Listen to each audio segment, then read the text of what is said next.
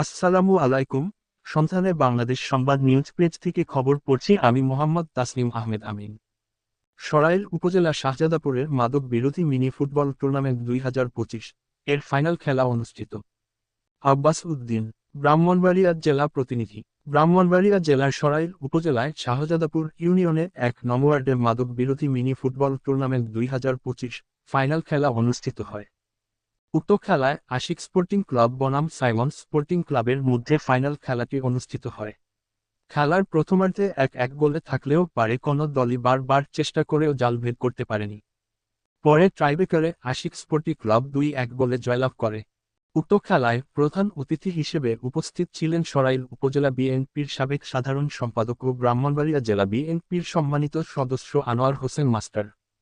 বিশেষ অতিথি হিসেবে উপস্থিত ছিলেন সরাইল উপজেলা পরিষদের ভাইস চেয়ারম্যান সবুজ আহমেদ হানিফ, বর্তমান মেম্বার আব্দুল হক খাদেম, সাবেক মেম্বার শাহজাহান খাদেম, বিশিষ্ট মুরব্বী ইউনুস খান। অন্যান্যদের মধ্যে উপস্থিত ছিলেন সরাইল উপজেলা ছাত্রদল ও যুবদলের সাবেক সাধারণ সম্পাদক জহিরুল ইসলাম জহির, সাবেক সাংগঠনিক সম্পাদক আব্দুল বারিক, সদর যুবদলের সাবেক সভাপতি কামাল খন্দকার, সরাইল উপজেলা জিয়া পরিষদের সভাপতি সংবাদকর্মী আব্বাস উদ্দিন, সরাইল উপজেলা বিএনপির সাবেক যুগ্ম সম্পাদক শাহজাবেদ। স্থানীয় নেতৃবৃন্দ উপস্থিত ছিলেন সিরাজুল খাদেম, আকিল খাদেম, রিপন ভুঁইয়া, রাজ খাদেম, মোহাম্মদ ইফলাজ খান, সাবেক সাধারণ সম্পাদক শাহজাদাপুর ইউনিয়ন, বিএনপি নেতা হান্দু মিয়া, যুবদল নেতা সাব্বির আহমেদ, যুবদল নেতা মোর্শেদ আলী, যুবদল নেতা সাব্বির, সাবেক ছাত্রদলের যুগ্ম সম্পাদক ও যুবদল নেতা সাজজাদ।